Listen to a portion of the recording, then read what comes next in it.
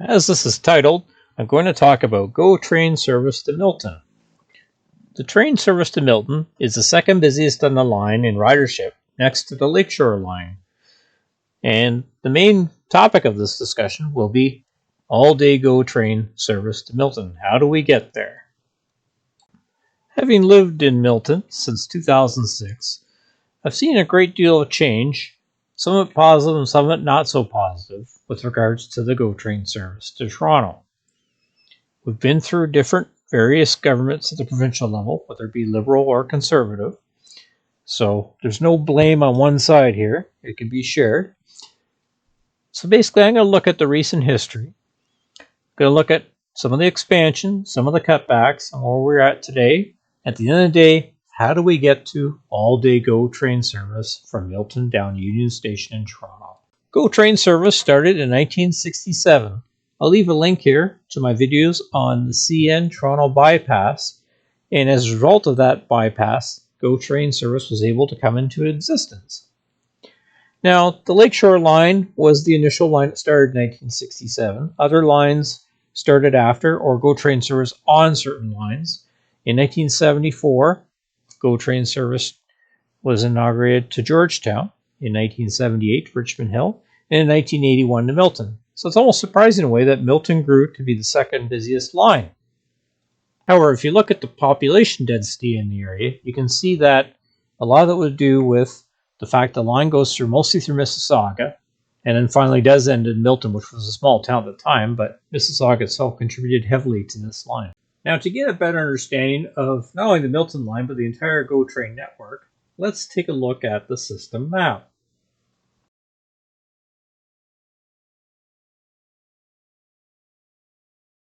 Okay, let's start by looking at the service map. So to get a better understanding of where the lines go, and as you can see here, the GTA mostly, but also down the Niagara Peninsula, out to southwest Ontario and such.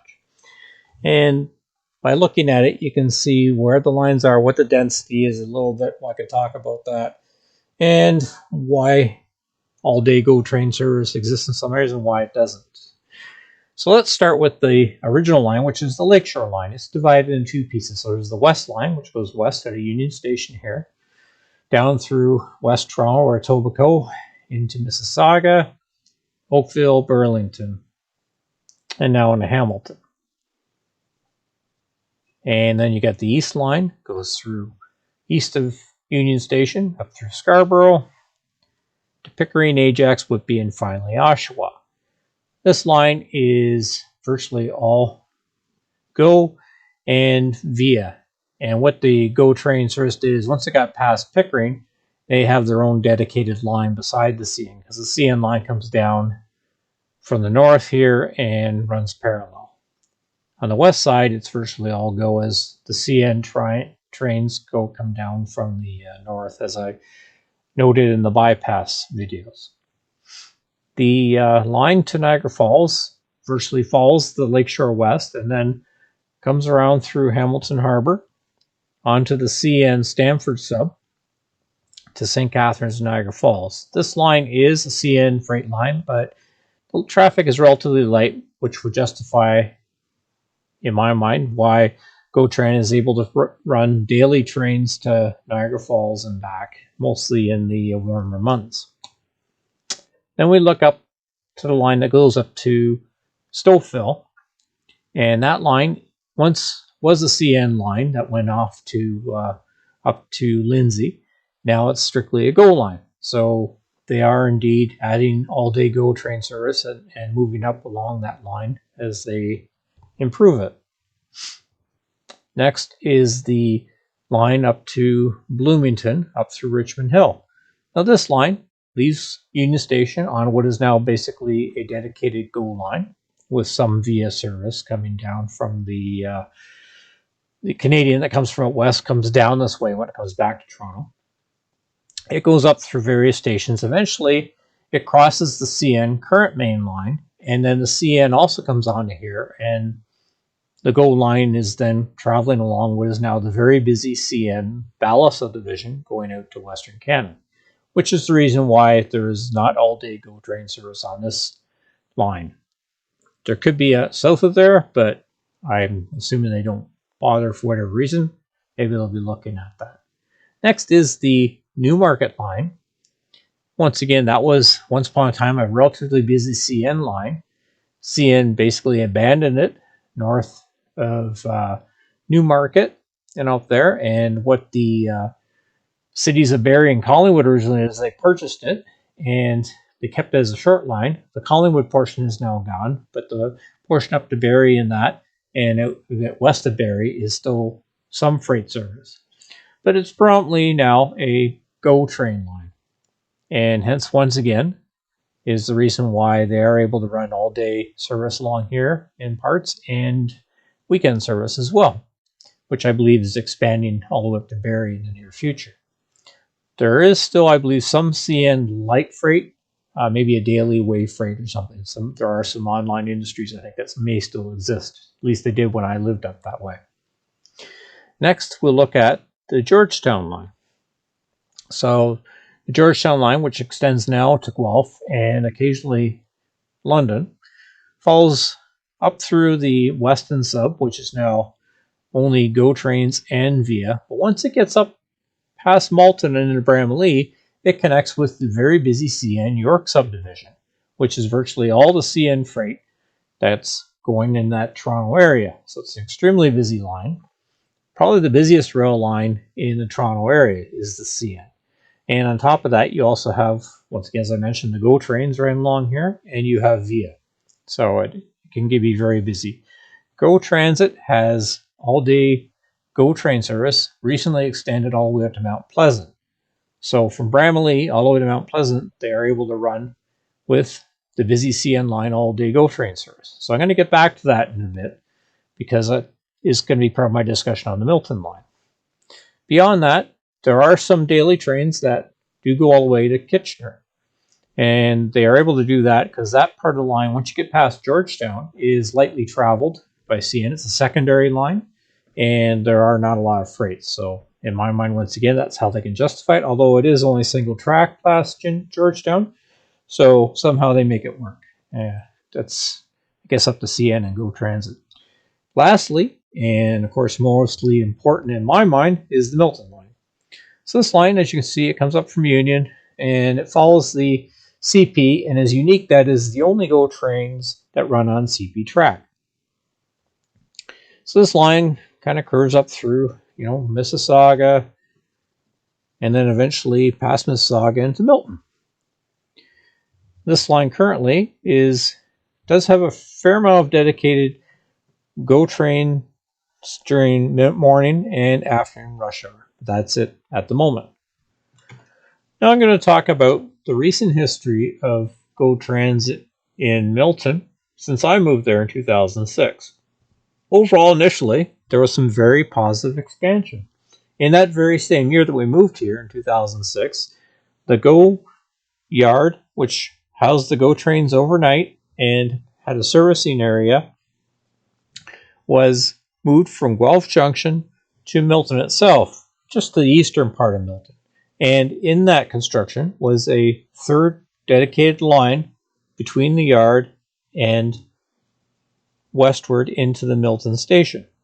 And the line continued to expand. More and more trains were added. It was rush hour trains, but by 2009 we had 7 trains, and in 2012 we were up to the 8 trains, which was reasonably good rush hour service. Now, getting back to 2009, something else happened. There was a new entity created by the then Liberal government called Metrolinx. The idea of Metrolinx was to bring everything together. They had a massive transit plan of adding light rail lines and different things all across, and Metrolinx also took over GO Transit. With that came things like the Presto card, which can be used on all various forms of transit, including the TTC in Toronto and some of the surrounding transit systems as well. And GO Transit, the Up Express, which now goes to the airport, etc. So, as you can see, the expansion was fairly positive during that time. And even going back, now I can't substantiate this, but one of the articles, which I'll leave links to all the articles that I've researched for this in the comment section. In the 90s, according to this article, we actually had some midday runs along the line from Milton down to Union. They were discontinued apparently in October of 1990 due to service cuts. There was also a recession, I believe, during that time. But like I said, it's based on an article. I can't factually substantiate that myself. So we seemed to hit our zenith at that point in 2012 with all those trains and that. We also had reasonably good bus train service. And unfortunately, then we had a change of government. The provincial Conservative government came in, and one of the things they did, unfortunately, in 2019 is they axed the GO bus service that went down to Sheridan College in Oakville, which was upsetting to students who lived in the Milton area and went to Sheridan College. It also connected with the GO train in Oakville. Now, luckily, it was recently brought back this year. So once again, the students going to Sheridan College and those wanting to get to the Oakville GO can take the bus. Unfortunately, we also had a line, or a bus, I should say, that went from Milton GO station down to Union Station, and that no longer exists. So in order to get during the off-peak hours when we don't have GO trains, you have to take a connecting bus from Milton to Oakville and then connect the train to Union. A little bit of a roundabout way to get there, and it's unfortunate. Also, the pandemic had an impact on all the GO train lines, not just Milton, and so we saw some significant reductions. So as of today, we're pretty much back up to where we were before the pandemic now. We're now showing, I believe, we're up to 7 down and back each way. I believe at the peak we were at 8. So we're almost back up to where we were prior to the pandemic. Now I'm going to talk about what I'd like to refer to as promises made, promises broken, and maybe also some poorly thought out ideas or proposals.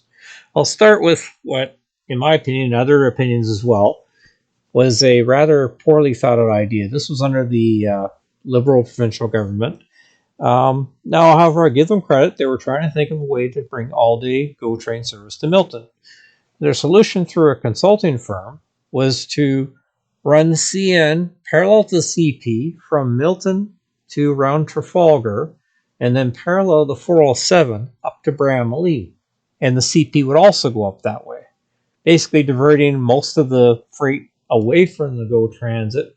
I guess in one part there would be some parallel GO tracks for that short length, and then be dedicated GO line further down in the Union.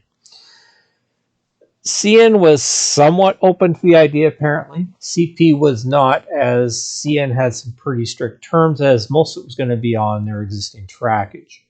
So this never really got off the ground, and I don't know where this came from. Like, when you look at their systems, CP especially, one of their yards is down in what is referred to as the junction, where their main line from Western Canada comes down from the north and joins their east-west line. So I don't know how they were going to redo that.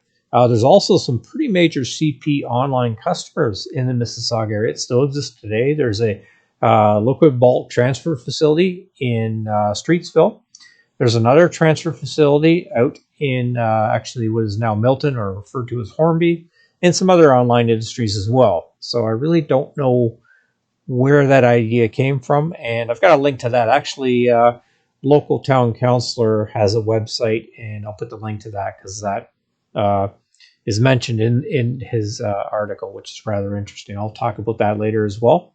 Here's some of the promises, or one of the promises that was made was our current Conservative MPP, when they were running for election in 2018, they posted a sign right at the GO station saying they were going to promise all-day GO train service.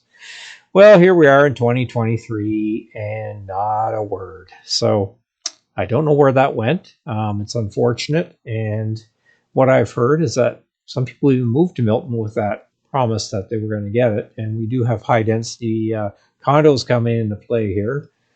So a lot of people moving to Milton, and we still don't have it. So very disappointing there. There was another promise made. This was the federal government when they were running for re-election in 2021. The federal Liberal government had promised not a huge amount of money, but I think it was a number of, it was in the millions of dollars, which is not a lot when you look at the total cost of what it would take to do this, and I'll get to that as well. And what I mean by do this is to have all-day GO train service in Milton. But they were proposing to add some money, and that there was no conversation back and forth between the feds and the province on this. I don't know what happened. As we have seen, they will work together on certain things, such as these two battery plant announcements, one in Windsor, one in St. Thomas. So they do cooperate. It just seems to be that there's no will to cooperate on this project. Very frustrating indeed. I've also reached out on my own to the local MPP office, sent many emails. I've probably annoyed them. My intention isn't to annoy them, but I just really would like some answers. And unfortunately, the responses I get are what I would call non-answers. Their solution to all-day GO train services were expanding the parking lot, which is needed. The Milton parking lot was full before the pandemic. There's no doubt about it. We do need more parking spots up here, but that doesn't provide all-day GO train service. They also mentioned that this connecting bus that I mentioned about that goes to Sheridan and Oakville has some sort of an improvement when it really is not an improvement. And as the town council I mentioned earlier, he's been very open. I've actually met with him for coffee, and we've had some nice chats about this whole thing. So, and I think he's worked very diligently. And like I said, I'll leave the link to his website, and he had a consultant of his own look into this as well with some solutions. I'll talk about that as well. So after saying all that, what would it take to have all-day GO train service on the Milton line? Well, getting back to that said town councillor again in that article, the consultant there basically laid it out. Really, what needs to happen is the GO Transit needs to add, through the Ontario government, foot the bill and put another main line. They were suggesting 2 main lines to make it 4 tracks down as far as the junction, which is where the GO train then runs on its own down to Union Station from that point down.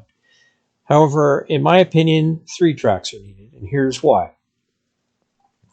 So let's look at the CN line I mentioned before that goes to Kitchener, and let's just look at the portion from Bramalea to Mount Pleasant. That section is 3 tracks. Now, the CN line, which is far busier than the CP. The CP line, I believe the estimate is roughly, say, about 10 freights a day. It could be more, I don't know. But I'll tell you what, come out to Milton and stand on Bronte Road where the CN crosses over the CP, and you can count the trains yourself. And that's not counting the VIA or the GO volume on the CN line, because at that point, it is strictly a freight line through Milton. And you'll see far more CN freights on that line, believe me.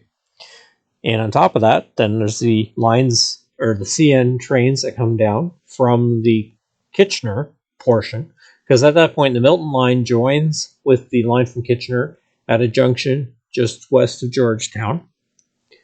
And so those trains would be added onto that volume. Then you've got the 2 VIA trains a day coming through there, plus the GO trains. So you add all that together, plus any way freight service. There is still some freight car service in the Brampton area. And you've got quite a bit of traffic going along that line between Bramalea, mostly in Bramalea and Brampton, but possibly out to Mount Pleasant well with regards to the way freight. But all the other stuff I mentioned, all the main freights, the VIA trains and such, are all traveling along that line. And they can make it work. So if they can make it work on the CN, why can't they make it work on the CP? That would be my question. So in my opinion, like I said, 3 tracks are needed, not 4. The other main thing is, if you've ever traveled the line, which I have many times, there are 2 major bridges on the CP line, one over the Humber River and one over the Credit. Those would be major projects. They would have to expand those 2 bridges. Much of the right-of-way, however, is wide enough currently to add that 3rd track. And in some places, there are 3 tracks in place, such as when you get east of the Credit River Bridge, all the way down to Mavis, there are 3 tracks. Also, you get further down to Etobicoke, there are 3 tracks, pretty much all the way to the Humber River. So basically, there's definitely some money that needs to be spent, but it could be done. Now, the cost in 2015 to add the 2 tracks, as per that said article by the town councillor, was $3.5 billion. That sounds like a lot of money, and it is. However, if we only had 1 track, you're talking at least $1 billion less. Okay, so 2015 numbers, 2.5 billion. Who knows what that would be today? Definitely more. So let's look at some other capital projects that are on the board right now. There's this current Highway 413, which is a highly debatable highway whether we need it or not. In my opinion, we do not. $8 billion. That's the estimate, and we know it's going to go over budget. There's the Gordie Howe Bridge, $5.7 billion. Once again, I'm not debating whether the Gordie Howe Bridge should be built or not. It's our biggest border crossing between Canada and the US, so it likely is needed. However, $5.7 billion. Other GO train projects that I mentioned, $15.7 billion. That's just for general upgrades along the lakeshore and other things, but you can go on the GO website and they mention these projects. The Bruce nuclear plant upgrades, $12.8 billion. The Ontario line, this controversial subway line going down to Ontario Place, $10.9 billion. So at the end of the day, yes, it's a lot of money to spend to expand the line, but when you put things in perspective, these are capital projects, it's not that much money. So for a reason, it seems that the Milton line seems to get left out of the to-do list, I guess, of the current government. So what else could we do? Like in the interim, what can we do? Well, my suggestion, I've asked this question, I have not gotten any answers. Why can't we run some weekend trains? If we can run trains during the week during rush hour, down and back, right now, 7 trains. Why can't we run, 1, 2 trains on Saturday and Sunday? People would use them. They go around and watch a Blue Jay game, a Leaf game, just go to Toronto and back. It's an open question, and I have not got an answer on that one. So, in conclusion, at the end of the day, it comes down to the willingness of our Ontario government to fund all-day GO train service between Milton and Union Station. And my conclusion, after 5 years of them being in power, it appears that it is not on their agenda. Thank you for watching this video. If you like what you saw and wish to see more content on model trains and real trains, please subscribe to my channel.